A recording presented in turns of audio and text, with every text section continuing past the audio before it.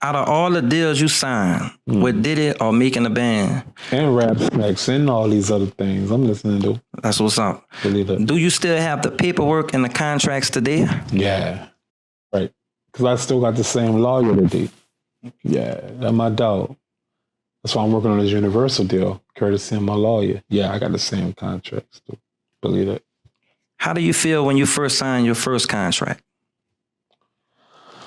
I was sleeping on the floors on Simon Bolivar. I was sleeping on the floors on Constance. I was sleeping on the floors on Barone. I was sleeping on the floors on Saratoga.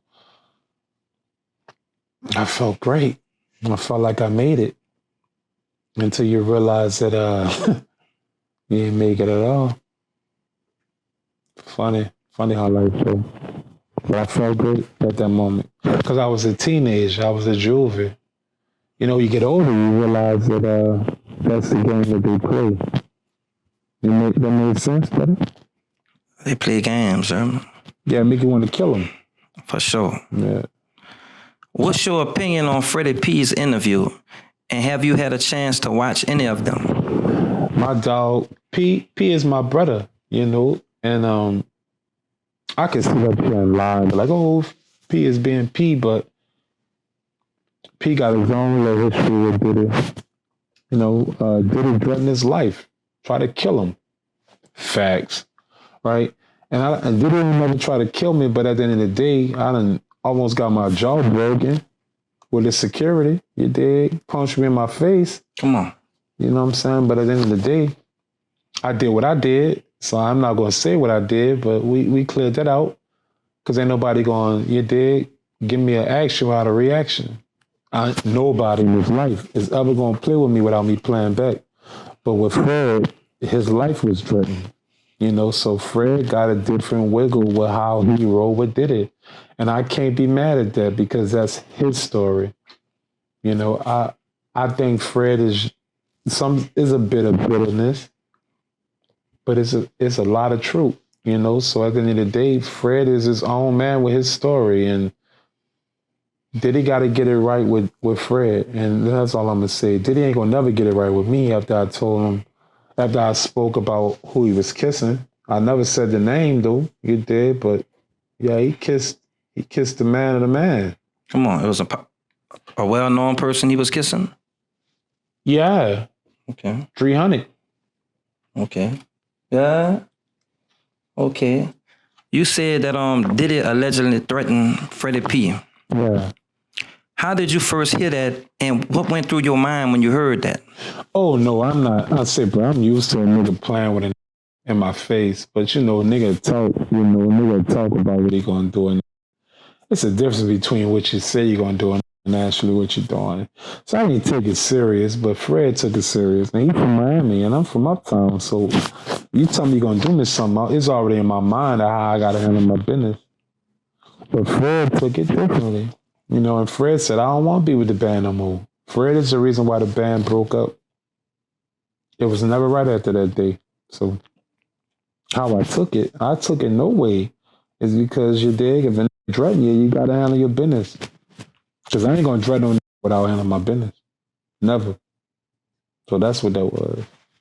Speaking of threats, have Sean Combs ever threatened you? Never. I'm gonna be honest with you. Like you can, maybe you can't. You can look and tell though if you try to do me something, you ain't leaving out this clean slated.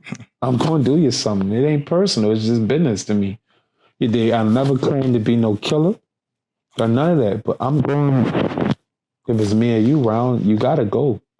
And I'm not no killer. I state that for a reason. Because buku niggas in their rap songs and what they portray in their career, they always make it seem like they killers. You see what I'm saying? But they not killers. But I'm going to tell you right now, you're going to die if you play with me.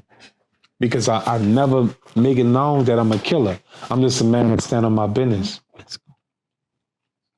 What's Gangsta Tarantino? We all right? I love this. Do you think those who spoke out against Diddy should be concerned now that it seems he'll be released? Yeah, if you're a duck, if you're You dig? If you're a real speak how you feel. I'm gonna speak how I feel. What's the most you can do, man? Kill me? Man, my life has been a target since I've been raised here. You know, it is what it is. You dig? If you're a duck, then be afraid. If you're a real, then stand firm on how you feel. That makes sense? Feel that. I ain't afraid of nothing. Because I done got shot before, and I felt what that felt like. And I felt peaceful when I got shot. I didn't feel no fear. I ain't feel none. I felt okay. So maybe life is okay after you die, because that's what I felt. And can't nobody tell me what I felt or what I saw. Because I ain't feel no religion. I ain't felt no pearly gates in the air and no angels, and I ain't feel no demon in the bottom either. I felt peaceful. And when I got whatever I got, it was painful again. And it was stress again. I've been living like that my whole life. Light work. How would you want the band's earnings split equally? I don't care how it's split equally. Nigga, I want mine. I want me. I don't give a about no band. You thought this whole time I care about the band? I said, bro, I don't care about none of that. My mama never loved me. My pa is still in prison in Angola. My grandma, dead. My oldest brother, dead. My youngest brother, dead. My friends, dead. I don't give a about no band split. I give a about me being straight from what I work for. It don't matter to me how the band gets split. All that matters to me is me getting me from what I work for. Facts. When you first joined making of the band under a different name, Yes, I did. do you think you could still get paid under the alias Rodney Hill? No. And have you spoke to a lawyer about that? I did, and I talked to Diesel. Diesel did the Lollipop and all these songs and all these Grammy hits, and I can't get compensated because I wasn't Kevin. I was Rodney Hill. So no, I never get compensated for the work that I put in, and that's why Diddy let me go so easy. I'm never gonna get compensated for what I put in work for, and that's okay. I'm here. Speaking and putting in work, since you wrote Shake Your Tail Feather, did you ever record a version with your vocals or only write the lyrics? I still got it. Me and Chingy, we was in the studio and Murphy Lee and what's it called, Ali and all them people, they spoke their piece on the ground on Count Capone. They spoke how they felt, how they did it, but that's not how it went. How it went was I wrote a verse and Chingy did a hook and we put a song together and it wasn't even that beat. Diddy took the whole lyrics and put it on a different beat. I never get compensated for it because I was Rodney Hill. When Diddy let me go, Brett, he didn't let me go for being Kevin. He let me go off Rodney Hill and he said, you was young and you finessed me. And at the end of the day, I'm not going to get your shit. So take this how I go. And that's what I did. Because at the end of the day, it's still a federal charge. Because I didn't get W-2 forms. I got W-9 forms, which means I was getting hundreds of thousands of dollars.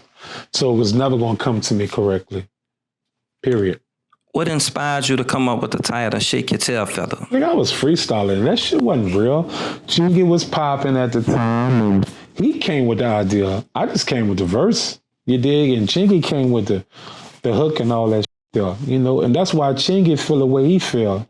And Chingy, he got downplayed from a trainee who destroyed his career. But the real truth of it is, Round had buku hits. And Shake Your Tail Feather was part of that. I just came with the Diddy verse.